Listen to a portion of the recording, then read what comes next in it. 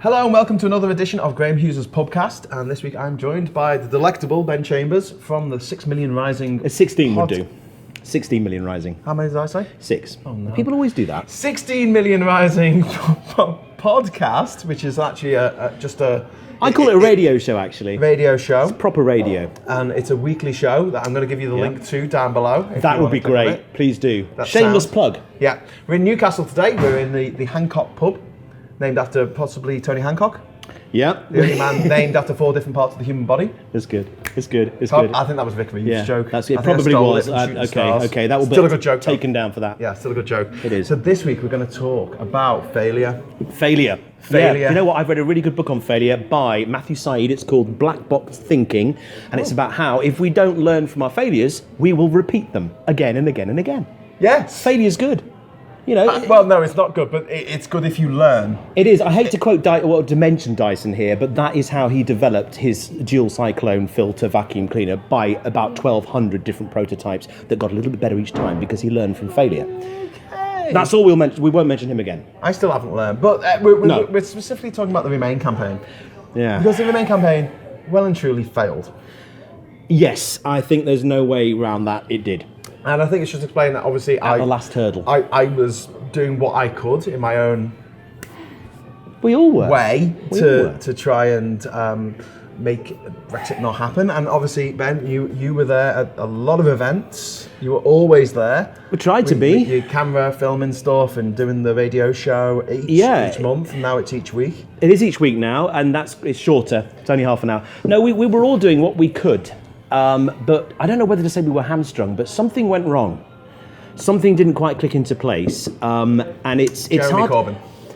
Yeah, that would be probably about 99.99% of the problem. What was the other 0.001%? Well, you know, problems within PV, problems with What's PV? What's PV is PV? People's Vote, the campaign that basically galvanised. Well, most of the Remain mini campaigns got behind that one campaign and saw it as their sort of de facto leader. So how many campaigns were there? Oh my God, well, I know that 9 groups came together to form People's Vote. I won't list them all because there are so many. Scientists for EU, there was InFax, Hugo Dixon's little group, Wales for Europe for some random reason.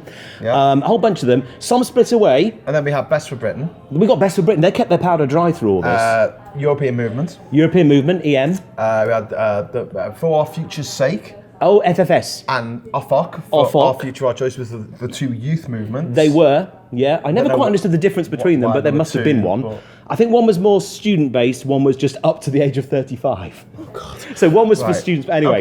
Okay. And these were the nationals, weren't they? And there was Britain for Europe. And there was NHS against something, Brexit or something. I think Yeah. it changed its name. Yeah. That was another Mike Galsworthy type project. Okay. And Mike's a lovely bloke, who we love. Indeed. And but Scientist for you. the PV, the People's Vote people, managed to burn through. What was it? I don't know. £6 million pounds. Don't quote me on that. It may well be. That's the figure that was in the private eye. The figure in Private Eye was that people were towards the end, were donating on average £150,000 a week. Wow. And one of the only other figure I think featured in that article in Private Eye was that there's currently, according to ex-staff members, around £1 million sitting there at the moment, not doing anything. £1 million. Yeah, and that's when we say £1 million, that's not £1 million donated by one big Russian oligarch. That's £1 million that's made up of 5, 10, 20, 30 pound donations from the little people. That's where it came from. Really? Yes. That's awful. I mean, over the summer, I helped organise the march in Manchester against the Tories. It was a anti-Brexit march. It was a pro-EU march. I was there. And it almost didn't go ahead because we didn't have the funding. No. It was very hard to get crowdfunding because people had already given so much to different Remain campaigns that seemed to have gone nowhere. And we were hamstrung by the fact that the People's Assembly, which is a Labour ginger group, which we'll be talking about in our next pod. A Labour ginger group. A ginger group is a small group within a bigger party that seeks to radicalise the party, invigorate and radicalise. So nothing to do with what you used to have on your head. Not that ginger. No, okay. not that ginger. Okay, right. I'm with you now. Okay, so my channel on this is still that ginger Scouser. It should be, and so it shall remain, no matter how white. You've got to keep your brand. You've got a ginger beard. Ginger people just go white. Okay, well, you got a beard. They don't go That's grey, ginger. they go white. So there's a good chance that Santa Claus was a ginger. Okay, slightly off topic, maybe. Okay, yeah, sorry, going back onto the topic. So we were hamstrung by Labour, or by a group within Labour who didn't want to march with us and made it difficult for us to organise something on the same day as them. Sure. They didn't want us marching down the same street as them 2 hours later. And at the other end, we were hamstrung by the fact that the setup of the national groups was such that you kind of called them up and said, can we have some money, please, to do this thing? And they were like, well, maybe. Yeah, I it wasn't professional. It was just... That's going one step ahead of where I got to. I mean, most of the time, my experience of contacting the National Campaign People's Vote was that you received nothing back at all. People's Vote, I'm talking for Best for Britain. Oh, Best for... Britain for Europe, yeah, sure. all that, and Scientists for Europe. They were great. They were actually very responsive, but the money and the influence and the power and the public school boys... And the data. Which... The emails, 500,000 emails plus. Votes. It is, and the problems I think came to a head earlier in the year, just before Britain for Europe broke away with Scientists for EU, and I think in fact and a couple of others, the NHS group, and held a No to Boris, No to Brexit rally in London and a march in London that was much smaller. That People's Vote didn't promote. People's Vote went out of their way to sabotage it. That's going on. Yes. Okay. What happened was, as far as I've been led to believe, because I wasn't there. Yeah. So allegedly, the organisers of this small rally in London were kept in an office and in a meeting. Meanwhile, People's Vote quickly rushed out a press release saying, "Hey, we're having a march in October," before they got permission to have a march in October. So what happened to that march? The march in October? Yeah. Well, it got moved a week. It did, didn't it? They couldn't have it in the week that they said. It did. Back in May when they announced it, which is really weird because all the other marches that have been put together for the pro-EU movement had always had a few months, a month, 2 months lead in. It wasn't a case of like 6 months before it happened, this thing's going to happen. I think it's important to say that throughout, from when People's Vote formed, and I can't remember when it actually was. Do you want to tell us a little bit about People's Vote? I don't know. Well, I did interview, I think I interviewed Thomas Cole. I interviewed a representative from FFS. He's not that Thomas Cole. Okay. I think he's a former UN advisor, I think. Anyway, I also talked to Tom Brofato and a guy called, I think, Richard. Tom Brofato is the current... Let's make this video for people who have no idea what we're talking about. Tom Brofato is the current chair and was former chair and still chair of Britain for Europe, which, as far as I'm aware, is the original grassroots organisation that sprung up in the wake of the referendum result, and which sort of spearheaded the creation of about 200 different local regional groups, all the way from St Ives in Cornwall to the Highlands of Scotland and Gibraltar, not forgetting Bremain in Spain. So all those groups came under that umbrella. They were the original grassroots groups. They joined together with the 9 organisations to form People's Vote. And of course, huge success. I mean, the marches, the million-strong marches, the branding that was recognised, it was being talked about in Parliament, it was talked about in the media, it was a threat. One of the successes was the fact that they changed the name of in the dialogue in Parliament from the second referendum to People's Vote. They did. That was how it was referred to. However, I agree with the independent newspaper Final who Say. wants to call it Final Say. Yeah, Final Say was good. People's Vote, it's like, well, were the people who voted before not people? This is a slight aside. It's interesting to know, and I haven't heard anyone mention this, how since we failed to achieve the People's Vote, it's interesting that Dominic Cummings, and I assume it's him, has commandeered that phrase, people's, to refer to now the government as the people's government. It's kind of like a little bit of a jibe, a bit of a backstab, a little bit of a kind of a 2 fingers up. Dominic Cummings, who was privately educated. Yeah, let's not even go there yet. But no, People's Vote, a lot of success, million-strong marches, lots of press coverage. They did an awful lot right. I think the problems began when, as with any institution that's run by human beings, individual egos and career aspirations, and where do we go if we fail, get in the way. Back up. They had 40 people working in a tower. In Millbank Tower. Prime real estate. I don't know how much it cost to rent that space. A fuckload. A lot. A lot of money. And it was 40 people, and some of them were paid, some of them were voluntary. So, to be fair, I think some of them were voluntary, but some were paid. What were they doing?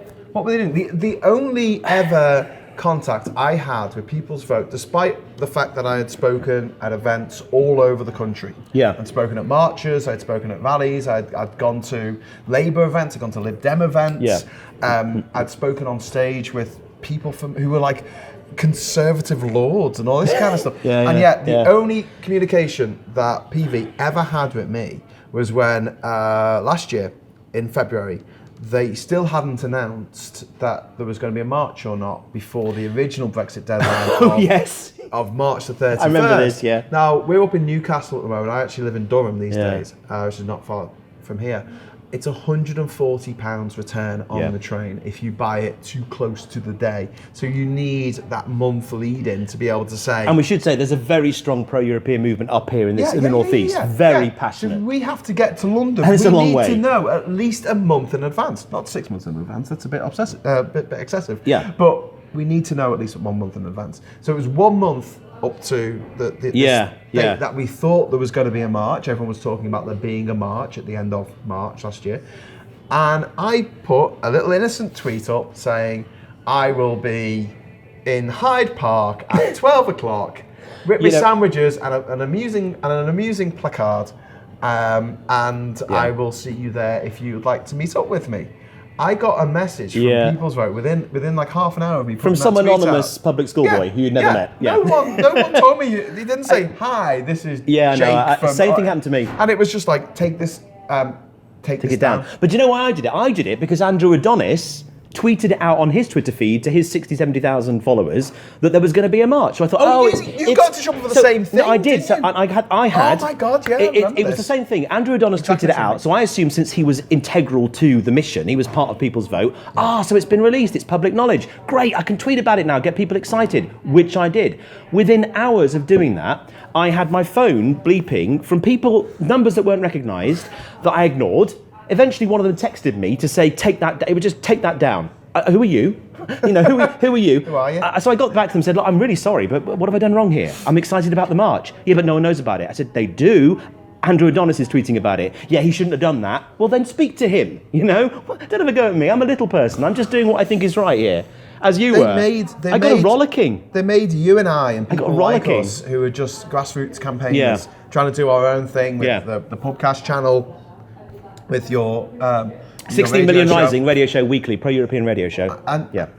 We're just doing our own thing. I know. And it's like, and they're like, oh no, leave it to the professionals. We're getting paid for this. I know. And you're like, what are we paying? Well, you're bringing back to what you said. What do they do in that tower? And I've never managed to. I mean, I've been in there. I've done a couple of interviews. A lot of polling. Julian Dunkerton, Superdry guy, donated £1 million they spent on polling. So that polling was to show that Labour constituencies now wanted to remain in the EU. I don't know. All that money, So all that money was spent to convince one old public school boy. Who are you talking about? Who's a bit thick. Yeah, okay. Who left school with 2 E's at A level. Toxic grandpa. Dropped out of Toxic grandpa. London Polytechnic. A man who grew up in a manor house. A man whose brother is a massive climate change denier. It's not Voldemort, by the way. Just who is it? Who he has never denounced. Jeremy Corbyn. Honestly, that man is an absolute menace. Now we're going to talk about that in another. We will do. We won't get sidetracked now. But I don't agree that it's 99% to do. No, it's not 99% him. But it's a higher percentage than 50. Yeah, is Jeremy Corbyn. Yeah, and then the rest, I think, is the lack of joined-up thinking with the Remain campaign and the left in general. The way that the Liberal Democrats went against Labour and Labour went against the Liberal Democrats, and then you had like the Greens and the Lib Dems feuding, and you're like, it's like that bit in Monty Python's Life of Brian where they meet in the basement of Pontius Pilate's house, and they're like, the People's Front of Judea. Yeah, and they're all fighting, and they're like, why don't we team up and fight the common enemy? And they're like, what? The popular People's Front of Judea? I'm like, no, the Romans. I know. Are we talking about why we failed in the election now? Is that what we're talking about now? I'm talking about the Remain campaign. The Remain campaign in general, but particularly the final hurdle, December the 12th. Yeah, so let's just talk a little bit about what happened at the end with People's Vote. Okay, well, my kind of imploded. My experience of People's Vote was that, I recognised that they'd done an awful lot of good. They'd galvanised the Remain community. They were seen with 150,000 followers on Twitter as the uniting force. Rightly or wrongly, they were. They organised the marches, they had the branding, they had the money, they had the sponsors, they were getting big donations as well as little donations. Let's remember, 5, 10, 20 pounds from people hurts some people, and that's that money that's sitting there now. I wanted them to help me push my little radio show because, I mean, I'm like Graham, I'm doing my thing as best I can, I'm making mistakes, I'm getting hopefully some stuff right, and some people are supporting what I'm doing, but I've got no money, I've got no funding. And I've got the time, I want my little show to get out there. So I contacted People's Vote and said, look, would you mind, because you've never done it, tweeting this out, the next link, on your feed? You know, we're all in the same boat here, we're all pro-European, and that's where it started. Apparently, People's Vote wasn't pro-European. They simply existed to get a second vote for everybody. And that's when we broke away with Britain for Europe, with Scientists for EU, with Infax and the others. And Offa partly broke away, partly stayed, I think, with Femi, great guy. But that's when the problem started, because I spoke to someone called David at the People's Vote campaign, and I had an email exchange with him. And I said, look, come on, please, everyone knows PV's pro-Remain. Of course it's pro-Remain. Everybody knows it is. Let's not try and pretend it's not. We've won everybody over. We're going to get onto our side now. Yeah. So, but David said, no. That's so weird, isn't it? It is. And he said, look, I'll listen to you. It's like having an anti-racism campaign, but we want to leave it open for racists. Do you know what? Actually, this is a sidetrack, but there was a brilliant discussion on Sky between, it might have been Jamie Carragher, but it was one of the presenters who was faced... Isn't he a footballer? Jamie Carragher was ex-footballer, he's a pundit now. But I think one of the pundits said, based on some racism in the crowd, some monkey chants, etc., directed at black players, and how appalling it was, and how we need to do something about it. You know, players should walk off the pitch, we've got to do more. And he then linked it to the legitimisation of racism because of our Prime Minister and because of the way politics... And the presenter stepped in and said, look, just want to make it clear, these are the views of this particular pundit, not Sky TV. News, yeah, because obviously it's owned by Rupert Murdoch. And I can't remember, I wish I could remember who it was now, but I'm sure someone listening will know who it was. But he actually said, so sorry, Dave, I think the presenter was called Dave, do you not agree with me? Do you not agree with what I'm saying? He said, no, we just need to, I'm just trying to maintain balance. And that infuriated me, because I thought, so we need to be balanced about our views on racism. It's perfectly legitimate to be racist, is what he was effectively saying. And that's But we're seeing this the green light. False equivalence. The false equivalence. It's like, please. We have a news report, and then you have someone who comes on and says, I don't believe this. I know, and anyway, someone who doesn't believe it happened because they live in cuckoo land. So this was before I think the 2017. This was way back now, the 2017 election. And I sent my latest episode in, and this was when we were encouraging people not to vote Labour, because at that point they were not behind a People's Vote. They were a mile away. And I'd started the latest. Before the Euro election. This is before 2017 election. When they got to, oh yeah. This is going way back. And I'd sent this episode in, and David listened to it and said, I can't promote that. I said, well, why not? He said, because in the first 5 minutes of the show, you A, tell people not to vote Labour, and this is what really got me. B, tell people that you don't respect the result of the referendum. And I said, I'm sorry, of course I don't. I don't know a single person on a single pro-EU stall throughout the country that respects the result of a referendum won on lies, funded by illegal money, paid for by Russians and dodgy deals and God knows what. The Russian report that still hasn't been released. So, and then I said, as David, of our recording date today, which is February the 20th, 2020, still not released. I saw Dominic Grieve a few weeks ago at the Grassroots for Europe. He knows every event. word that's in that report. No, I asked him, I said, did you memorise it like did you memorise Ethan Hunt from Mission Impossible? And he's like, no. No. And I said, well, is it going to come out? And he said, well, it's got to go back to committee now because the Prime Minister's knocked it back. Dominic, if you're listening, leave it on a train. Accidentally, of course. Just an idea. He can't. I know he can't. He's a man of principle. He's a real man of principle. But why are all the men of principle and women of principle on our side? Okay, grow a pair, then leave it on a train. We need some more rebels. Anyway, we need some people who just don't care. Just to clarify, I said, David, I respect every single person that voted in that referendum. They were lied to. I was lied to. They were duped. They were brainwashed. I do not respect the result. That's a very different thing. Yeah. And at that point, I thought, is this the direction that People's Vote are now taking? It's purely... That's what they always took. But I didn't even realise that. I genuinely thought, great, a pro-European organisation that's going to galvanise and unite all of the grassroots groups. It didn't. Because it became this very top-down...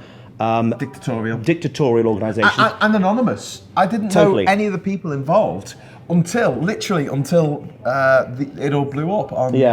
So there was a guy called Roland Rudd, who was the brother of Amber Rudd, privately educated, of course. We could just. I'm just going to put that in. Do you not like privately educated people? I wasn't. I was not public schooled. That's what they call it in America. Public school is state school. I was comprehensively educated. I went to a grammar school. So you were private school? No, I went to a grammar school. A fee paying one? Pay for it. No, oh no, free one. Grammar school. Yeah. Oh, you got it because you were clever. Yes. Cranky. Seriously? Wonders never. How long did that last before they realised? Well, they tried to get rid of me a few times, and amusingly, I actually gave the speech for the prize givers for the prize winning speech for the GCSE students last year. Okay. At my old school, which they tried to get rid of me. That's I was very naughty. Isn't it? I was very naughty. Oh, okay. We won't go into that. Maybe in another podcast.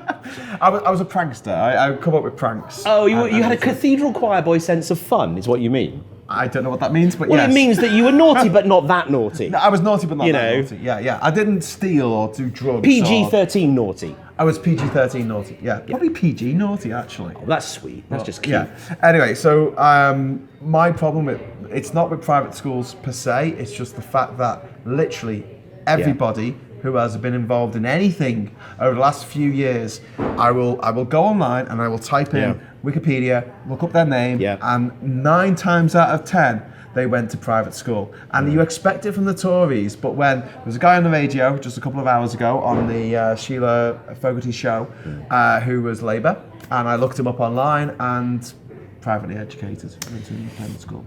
There are many reasons why that is, and again, that's another podcast. It is another podcast, but yes, I do have a problem. But no, not with private schools existing, but with the chumocracy, because I do not believe for 1 second that someone with the lack of talent and intelligence of Boris Johnson or Jeremy Corbyn could rise through the echelons to the top of the echelons of power.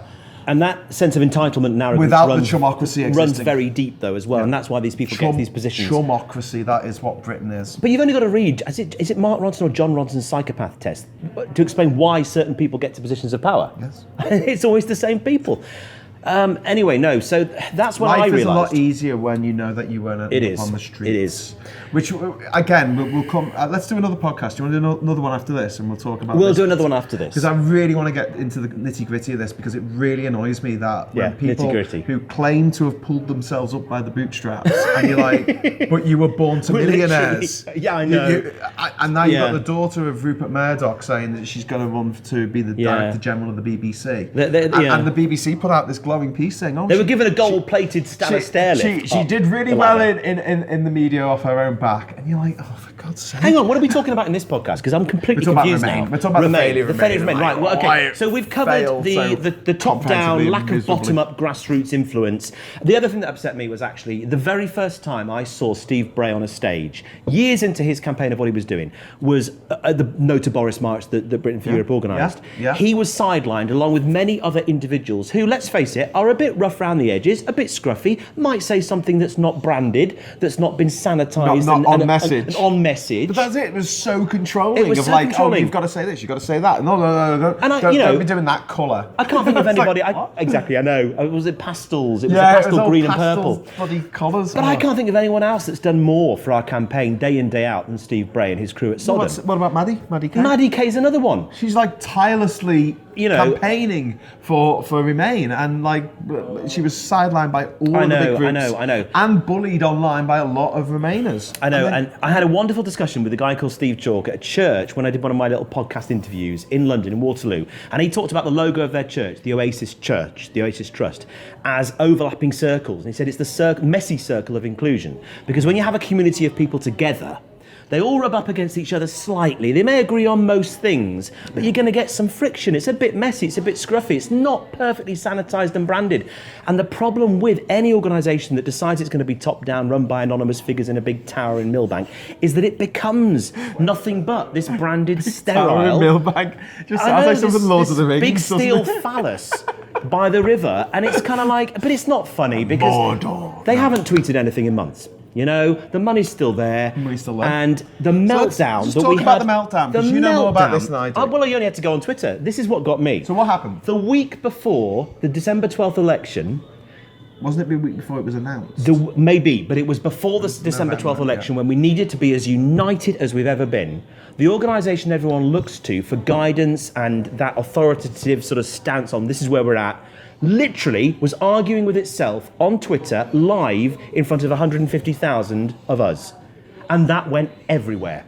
And it was all basically because Ronan Rudd decided, I think, I may be wrong about this, Amber Rudd's brother decided he was going to wade in and sack everybody that was a little bit too wishy-washy with the old, we just want a final say referendum, we want to bring the Leavers in, we're not going to be pro-European. He wanted to Have we just been bitching about those people? I know, but he came in, made changes, sacked a bunch of people. They were rightly, understandably, a little bit aggrieved by that. But the problem was, rather than deal with that privately behind the scenes, they decided weirdly to deal with it on their Twitter feed in front of all their followers, which just not only baffled me. I rang Mike Galsworthy and I said, Mike, this is a group that kept telling you to shut up. I know. And I said, Mike, please, whatever authority you've got, please ring somebody and get this taken down. Now, eventually it was taken down, but days afterwards.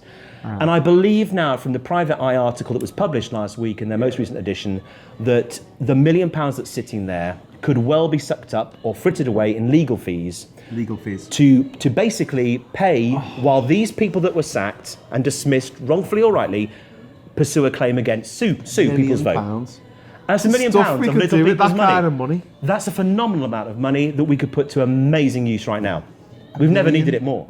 £1 million. A million. I know to some people, perhaps the people that perhaps were working at the very top of people's vote, that's chicken feed. It's small change. Not to me, it's not. I've been doing what I've been doing. You've been doing what you've been doing. Graham revealed to me, I think it was a while ago, and I couldn't believe this, that until recently, he's never paid tax in his life. Well, income tax. I do pay normal tax, but I've never earned more than £11,000 in a year. Well, do you know how much money you get for these YouTube videos? Well, tell me. If 2,000 people watch this, I'll get $2. They pay you in dollars? Yeah. Okay, well that's about... Well, no, they don't. They pay you in pounds. Okay, but I know, okay. I also made a TV show for the BBC called Graham's World that's never been shown in the UK. We don't want to whinge, though. No, but I just never got paid for it. I'm whinging. I'm not paid for it. A year of my life in some of the most dangerous countries in the world, filming on my own. Yeah. And the BBC never paid me for it. And now I feel like... choice, though, wasn't it, to put your life at risk there? Yeah, it was my choice to put my life at risk, but it wasn't my choice not to get paid for it. Have you been in a Turkish prison? Or is it a Thai prison? What's the one that you're not supposed to go to? Anyway, you've been there. A Congolese prison. Right, okay. I won't go there. No, please don't. I'll try not to. I'll try to avoid that one. Okay, so yeah, there were lots of things wrong. We know what went wrong, but maybe we should move on to Westminster and what went wrong there. Because I think it's pretty obvious that what went wrong there was... It was actually this we were calamity. We were being like... We were being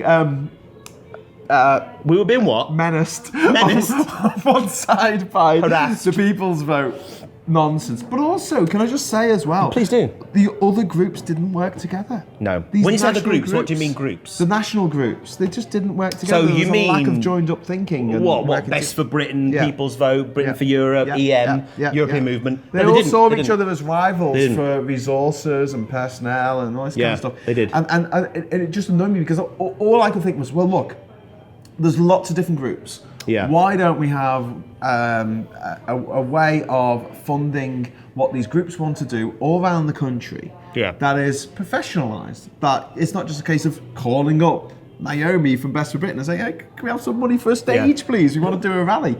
You know, it should have been actually, you could write in and say, we're doing this, we want to do this event, or more pertinently now, we want to support these EU citizens who are living here.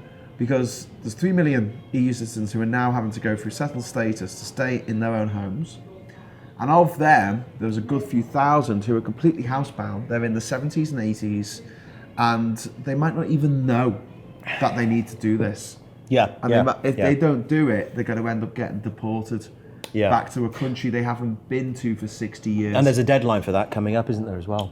AC Grading mentioned to me this week when I was speaking to him, there's about 180,000 people in London alone who haven't got round to sorting that yet. And it's understandable because it's a minefield. What we need to do is be able to fund the grassroots groups to be able to go out and outreach to these people and say, hey, we need to help. We're here to help. We are diverging now, but you mentioned outreach, and I'm sure lots of listeners will have heard of the EU cafes that are now springing up around the country. I spoke to Hazel 2 weeks ago about the one she set up, or partly set up, co-set up in Warwick, Leamington, Stratford. I know that our group in Norfolk of Sarah's doing one in Norwich.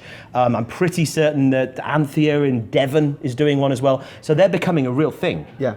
These EU cafes where EU 27 citizens can come along, get support, be listened to, have someone say, look, this is how you fill these forms in. I know it's a nightmare, but we can help you with all that. Smartphone. They need a smartphone. They need a non-Apple smartphone to use the bloody app. How to make it easy. Thanks, government. You know, that works, doesn't it? I'm getting very close to talking about Priti Patel, and I don't want to get there. I haven't had enough to drink yet. I really haven't. Hurry up, mate. I was going to say, let's have a break and get another drink, but you're still only I'm fine. It's the afternoon. Some people drink in the evening for social reasons. So, people's votes seem to decide that there's an absolute meltdown in November, which is the worst possible time. Bizarre. But then, who else had a meltdown in November? The Liberal Democrats and Labour. Yeah. You see, I've spoken to Liberal Democrats about this, and their point of view is, hey, we reached out to Labour 17 times with our People's Vote Amendment, and they said no. We reached out to them to join our very important Remain Union. I know. And I'm kind of thinking, okay, let's focus on one place, Canterbury. Tim Walker stands down in Canterbury because there's a very real danger, because he's got a big Twitter following, he's a lovely guy, people respect him, good orator, good speaker. He could have prevented Rosie Duffield from keeping that seat and let the Tory in. So what does he do? He stands down. Yeah. And what does Jo Swinson do? She asks 5 people, I believe, to fill that gap. They all say no. Eventually she finds a paper candidate. What was she thinking? Well, I can't get my head around that one. That 17 times thing is like, someone asked me 17 times to murder someone, and I said no 17 times, and then I just couldn't be bothered saying no anymore, so I totally murdered someone. How stupid do you want to be? But arrogance, ego, narcissism, absolutely the same problems. Do you know what? But on the right, they're seen as assets. Of course they are. A problem on the left. Of course they are. But you know what gets me is that, okay, Jo Swinson, I had great hopes for Jo Swinson, but I don't believe... Yeah, I did actually. I'm being honest. I can't forecast. I've not read the Super Forecasters book that Dominic Cummings is saying we need to read. Bad that I always thought she was like 2D. 2D? Yeah, I thought she was really she'll turn and she'd only be like... Okay. 2-dimensional. Yeah, Okay, it's a separate issue. I found her quite attractive, to be honest. I quite like Jo Swinson. Yeah, that was lovely. Okay. But no, anyway, she was easy on the eye. Jeremy Corbyn, certainly not. Not for me. Anyway, Keir Starmer, that's another thing. We'll come on to that later. But no, you look at Jo Swinson's feed now. I don't believe she's been consistently tweeting anything to show that she's got integrity in what she believed, in that she's still supporting the cause. A few self-congratulatory tweets about her breaking a glass ceiling, and I think she's vanished. Now, I want to see Chuka Ramuna, Anna Soubry, Heidi Allen, Antoinette Sambach, Philip Lee, Sam Geeman, a whole lot of them.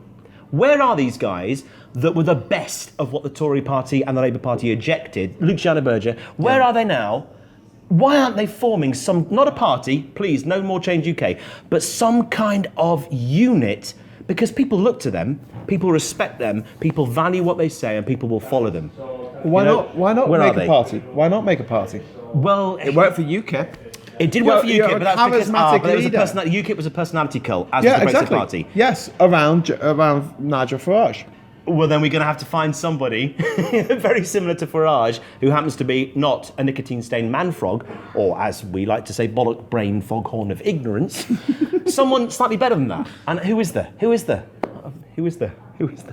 could do it, couldn't you, Craig? I could do it. You could do it. I just need to get someone to believe in me. My mum believes in me, and my girlfriend believes in me. Yeah. Hi, Mum. That's about it. No, I know, but you're right. But I want to see these people come back because they do have a following and they have a responsibility. I don't think I'd pass the psychopath test. I think that's my downfall. Okay. I don't think I would. We want to be careful because we're heading down a route now of egoism that we've criticised certain people within PV for being led astray by, and that's been the problem. This is the same problem within the Lib Dems, and I mean, look at Jeremy Corbyn. To me, it baffles me that now, how many months on, he's still leading the party. After he led them to the worst defeat since 1935, multiple defeats, let me remind you, and he's still there at the dispatch box. It's like some kind of surreal multiverse I've slipped into. I can't get my head around it. It reminds me of the there was a sketch by Mitchell and Webb, and it was it Donowitz who became leader of Germany after Hitler killed himself. You have a slightly more encyclopedic knowledge of And he was comedy like, oh yeah. Does that mean I get to be the Führer? And he's like, Yes. no, you just surrender. You just at this point you all you do is you sign the surrender documents. Yeah, but I'm the Führer, and it's like Yeah. Technically yes, but can you just sign it? And he's like, can I have a Sig Heil? Just one. You know, have you seen Jojo Rabbit? Not yet. No. Right, you'll love I saw it. Parasite last week. Just Masterpiece. It's got words at the bottom of the screen. You honestly, my these people come girlfriend's over deaf. here making. My girlfriend's deaf, so right. it makes it a lot easier to find a screening. First foreign language winner of the Best Picture Oscar. Yeah, Evs. in 92 years. Evs. And people still won't watch it because it's got words at the bottom of the screen. There was a redneck in America who went nuts on if you can find this YouTube video, it's this redneck going, it's a disgrace. It already won for best language, foreign language. It won that as well, yeah. It won that. And director, I think, and so how dare it win? You know, Yes. the other things were stopped being able to get into that any other category. Brexit in a nutshell. Trumpism in a nutshell. There we are. That's that. Yeah. Anyway, it's a good film and it's about class. Which film we talk? Parasite. Parasite's great. It's I mean, about class. it's dark, it's comic, it's got social heart and moral compass. Up till halfway through, it could it's- just be a comedy. It's And brilliant. it just makes a turn halfway through for the actual, Seriously, absolutely horrific. There are two film recommendations. Watch Parasite. And Jojo Rabbit. Bong Joon-ho and Jojo Rabbit from I can't pronounce it. Taika Waititi, the New Zealand guy. He's brilliant. Very funny. From What We Do in the Shadows. Yes. And Hunt for the Wilder People, which is with Sam Neill. What a film. Which is brilliant. And the best psychotic social work you'll ever see in a film. Thor Ragnarok. Oh my God, he played the rock creature thing. No, but he directed it. And but it was. Yes, he did. He played the rock creature. Could we be more any off topic than we No, are? not It's great, at isn't all. it? I would love this. This is a political I would podcast. love this podcast just to be about me talking about movies. But we could do that. Because we could do that another time. Can we just go back to how we failed? What were we talking about? Oh, right. We Failure, covered abject PV. failure. Do you know what? Let's give Learning a big from our shout out mistakes. to every one of the little people like me, Graham, Maddie, Steve Bray, Bragg. Sue Wilson. I mean, there literally are hundreds of thousands of them who have not only given up their time, their jobs, their income, their family time, everything to fight this with no money. Yeah. You know, no support. no from the big support. boys. These are the heroes, and they're still there. That's the thing. We're the biggest pro-European movement in Europe, and we're still there. And actually, my little group, 60 Million Rising, I've seen more people trying to join it since the election than in the weeks building up to it. So believe me, we are still there. No, we're still there. Yeah, still there. And we will rejoin the EU. Oh God, yeah. One day. It's a question of time. It is a question of time. 5 years, 10 years, 15 years, 20. I'm We'll thinking cover the that. Shawshank Redemption. Time and pressure. Yeah, that little the rock hammer in the Bible. Remains little rock hammer. We That's will our be symbol. the rock hammer of Remain. I love that scene when he gives him the Bible and he doesn't open it. If he opens there's another film recommendation.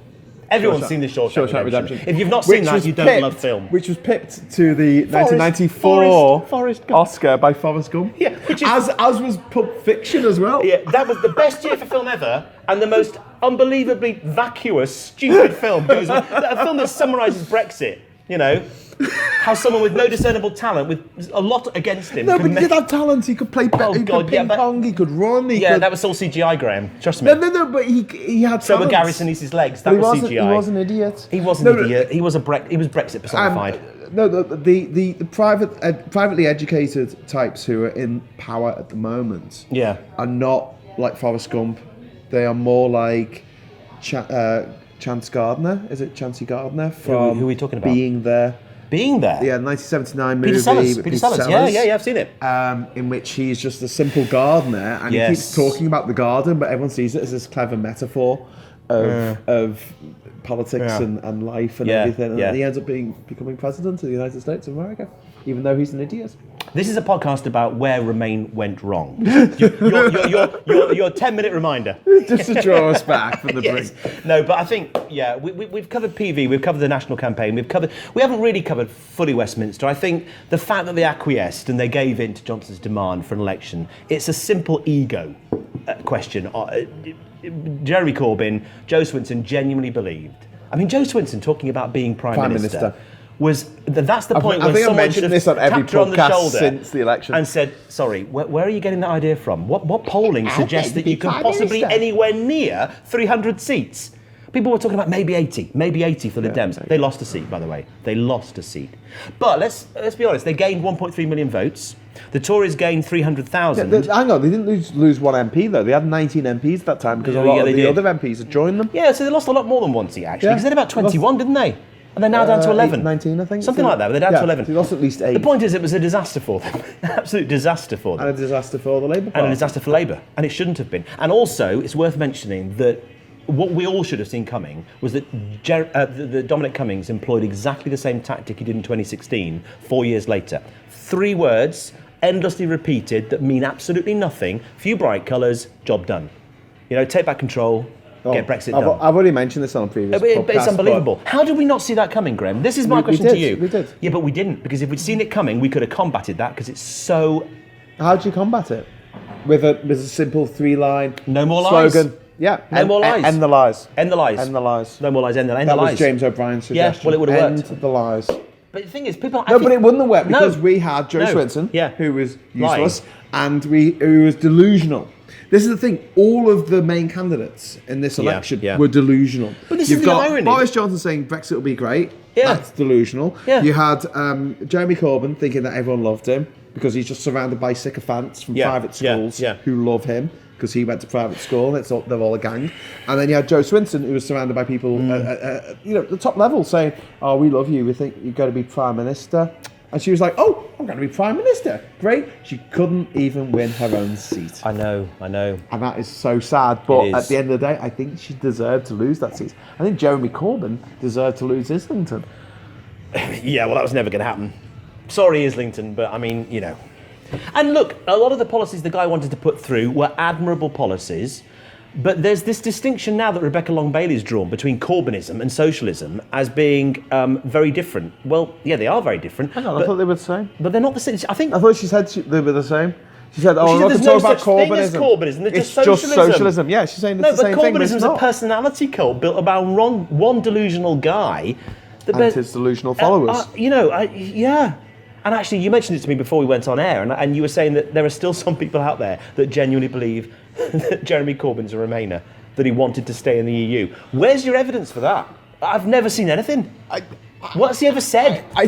7 out of 10. That was the best he's ever. That was the best. 7 out of 10. It's like someone who watches all the Star Wars movies. And like the Emperor was on the goody side. He was a Jedi. Yeah, all the prequels are the best. What? Hey, what? I know.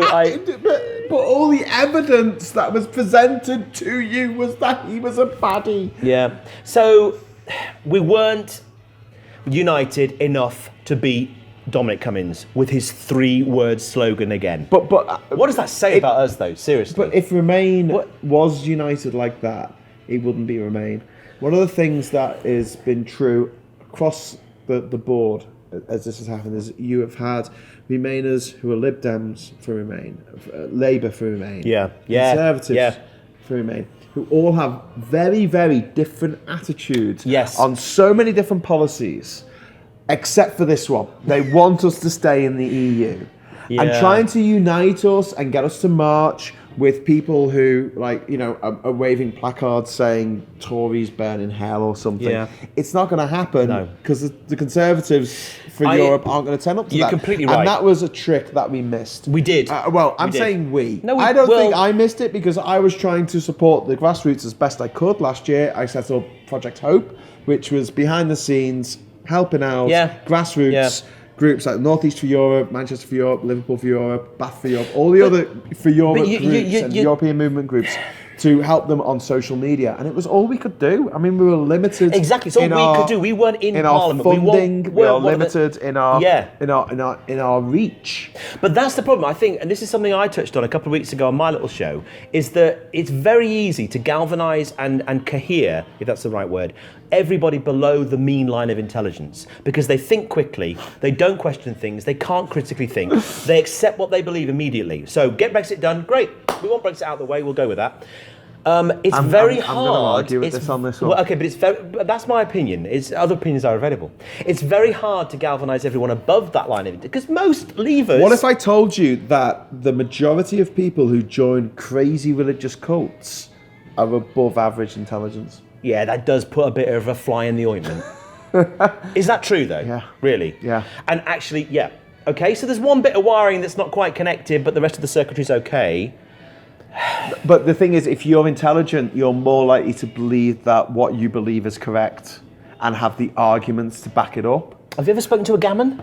Yeah. They've got no arguments to back it up, but I mean, they believe what they believe is correct. Yeah, I've spoken. Okay, it's overly simplistic, but I believe that the majority of people over that average line of intelligence did vote Remain. We know that statistically. But we also have people over the line of intelligence who voted for Corbyn. Yeah, and are part of the Corbyn cult. Absolutely, because absolutely, but there's not a huge percentage more intelligent of those. people are more susceptible for falling for personality cults. And Maybe. don't forget, Boris Johnson is also a personality cult. But what kind of person falls for Get Brexit Done from Dominic Cummings, repeated 20 times in the last Leaders' debate, when, to be fair to Jeremy Corbyn, he was coming out with some sensible stuff, but he couldn't compete with Get Brexit Done.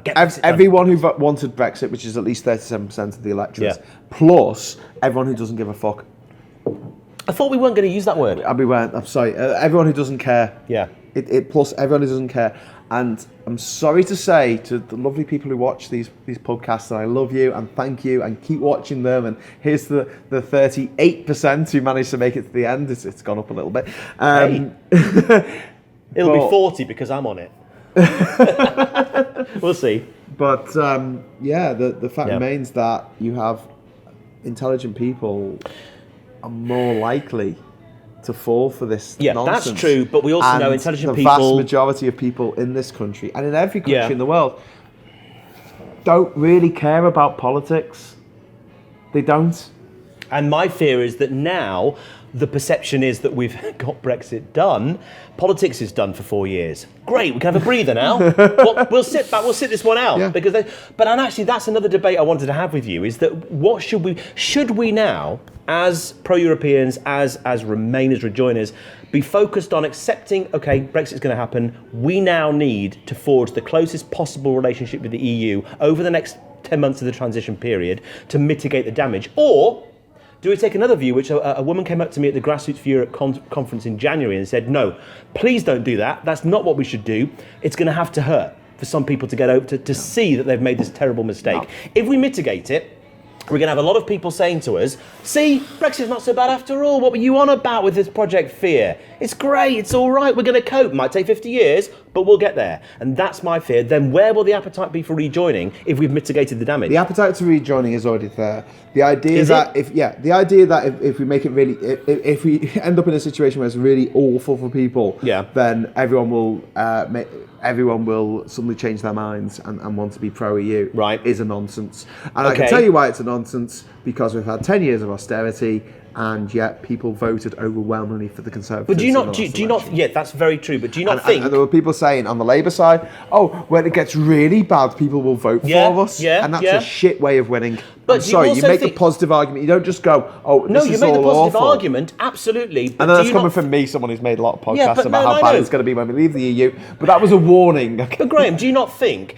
that if we do, let's say we somehow manage to stay in the single market customs union, and then we know we won't sink to the bottom of the world rankings, we will survive, we will cope, and Brexiters therefore will say, see, Brexit's working, we don't need the EU after all. When there won't be an appetite for rejoining then. There still is. There'll still be a million people who are prepared to go and march in London. That's a million activists. That's not a million voters. That's true. That's a million activists. People but who do you are prepared not think to get that off when their Norton arse Motorcycles goes to the wall, Axminster goes to the wall, N26's German bank goes to the wall, Nissan, who knows what they're going to do, mate, that's going to happen anyway. That's going to happen anyway. But that's going to need to happen for those people who are still banging the drum for Brexit. It's going to happen anyway. But what we can do in the Remain group at the moment is push for the closest possible ties with Europe, so that there will be pain anyway. Yeah. But pain has no memory. I'm sorry, but it doesn't matter whether, realistically, what's the quote? What's that awful quote from Joseph Stalin, where he said, "One death is a tragedy, a million is a statistic." Once it gets to such a degree of pain for the country will become numb to it, because it will just be the way it is. And then they'll blame the EU. and they'll blame you, and they'll blame me, and they'll blame all the Remainers.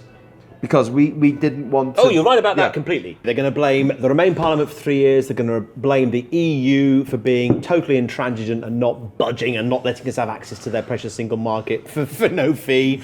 And they're going to blame us Remainers for spoiling their beautiful Brexit for 4 years. It would have been so good, wouldn't it? Talking of fee, what happened to the 39 billion that we had to pay the EU? What do you mean, what happened to it?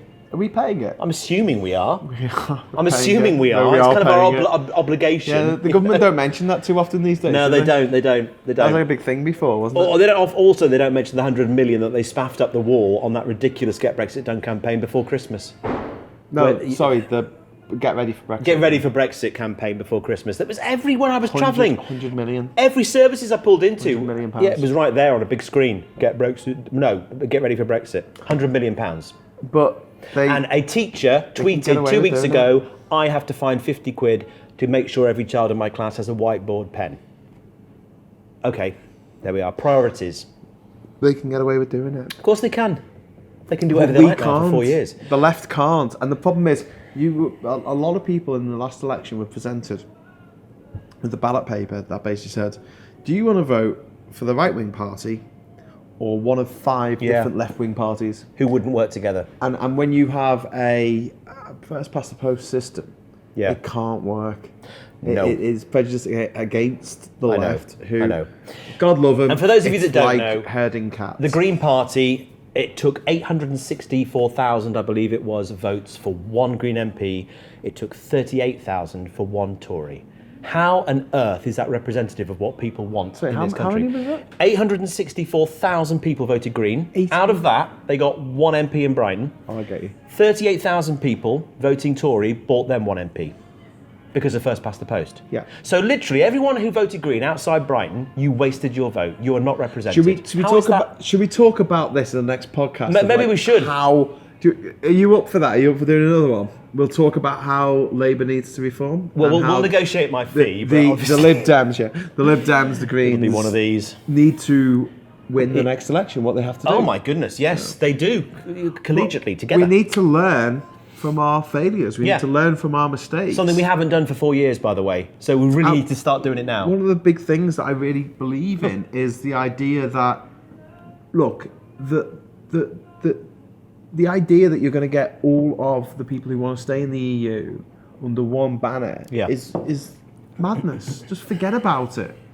What we can do is support the different groups in all the different regions of the country individually to do their thing in their own community. And that's true. Powerful. In the interim period, but in terms of parliamentary democracy, we have actually got to get them to put the tick in the same place. Unless we've got PR. Unless we get PR. Well, that's not magically going to happen. It isn't going to magically happen. We've had our best shot at that with the hung parliament over the last 3 years. Now we've got an 80-seat Tory majority. I can't see them really going, do you know what? Yeah, let's bring in PR. Oh my God. What they will do, though, over the next 4 years is redefine the boundaries so they can increase that majority even further. They pissed up the wall. The Tory minority government. They pissed it up the wall. I know they did. The Tories we had Johnson in a box. He was absolutely. He was cornered in for another 2 years, condemned to losing every vote in Parliament. Every vote. Hysterical. And we'll look at the joy in our faces every time he lost another one. And now he's going to win every vote.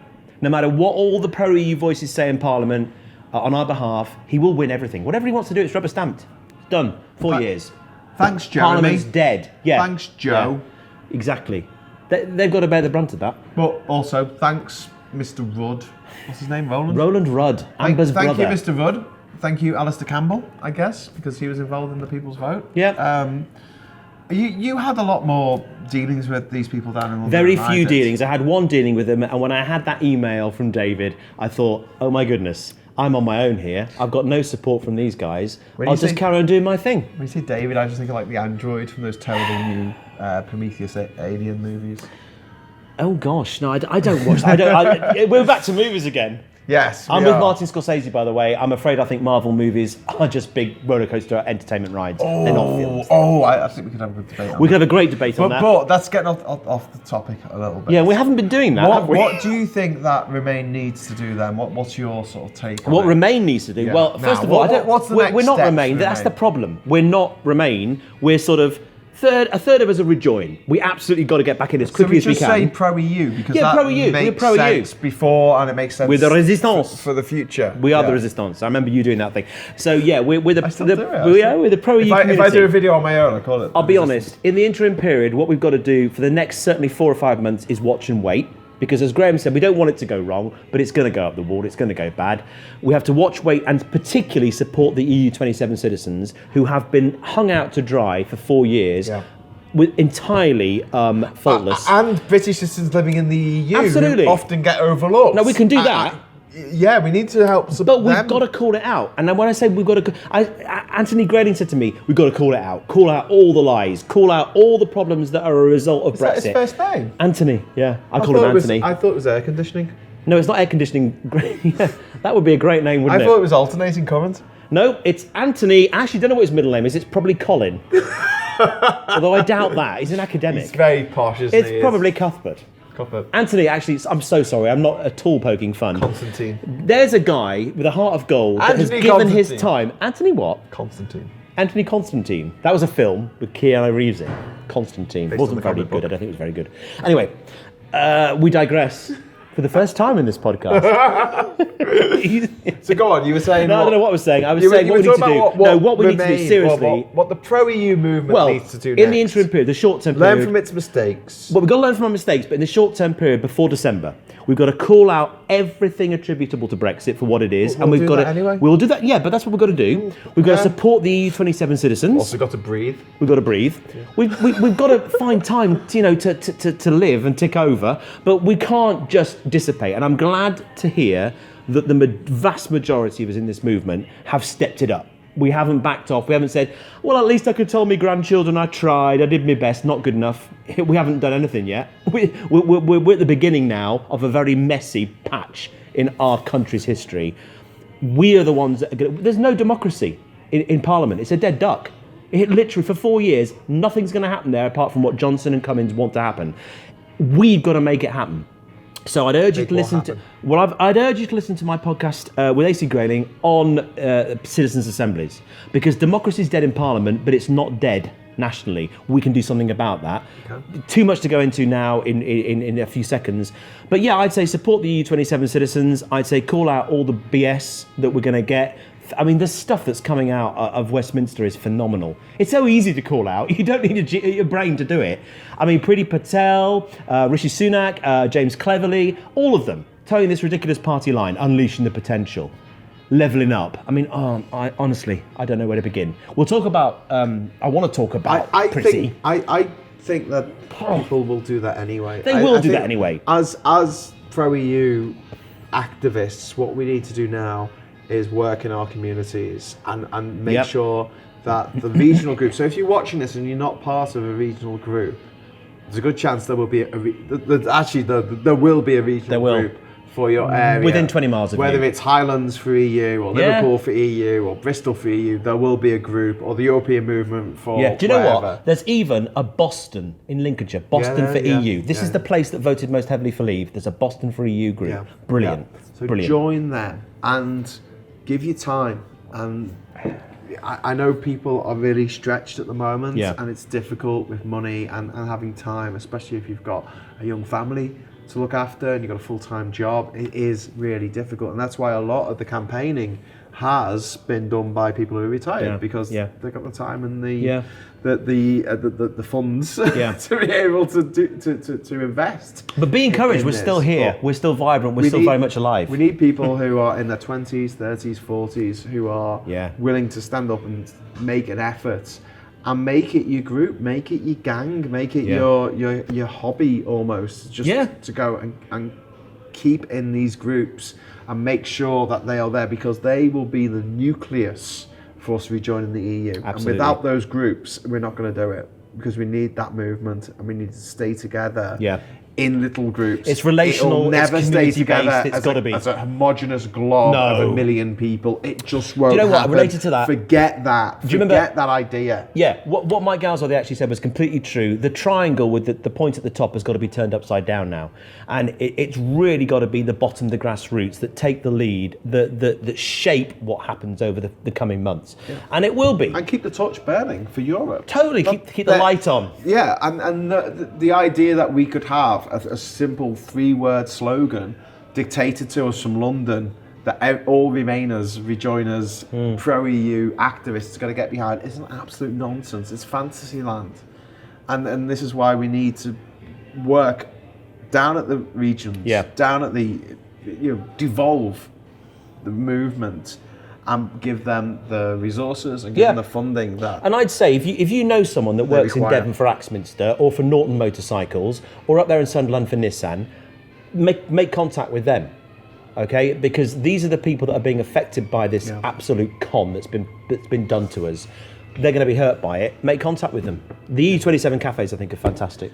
Really good. And it will be a situation where we have over 150 groups around the country, and when the time comes, we will stand up and say we will not take this anymore to the Conservatives.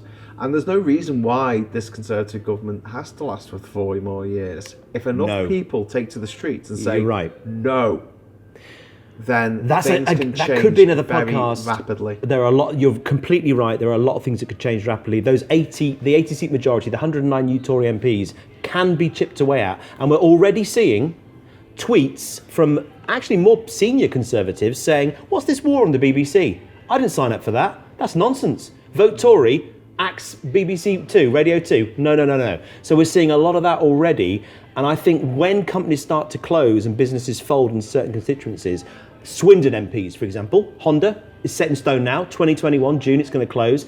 Those MPs there are going to find it very, very hard to justify any Brexit policy from central Westminster to their constituents whose lives have been decimated by Brexit. So we're going to see that chipped away. But also, it's a lot more difficult for people on the other side to dismiss me and you as metropolitan elites. Yeah. Oh, God. What was that? I live in Norwich. Well, I suppose it's a city, but I mean...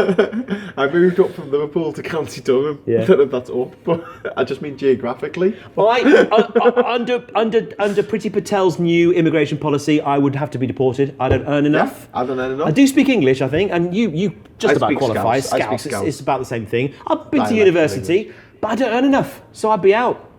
There you go.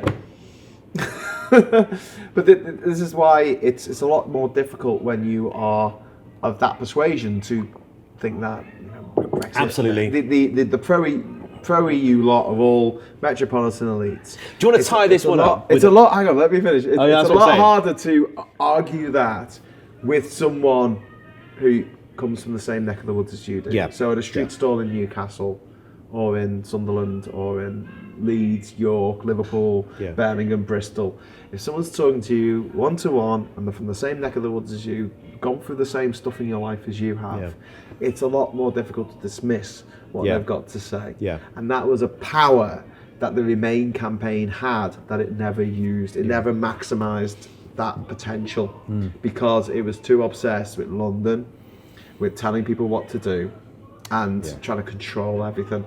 So I guess the message at the end of this podcast has to be, sometimes to get control you have to just let go.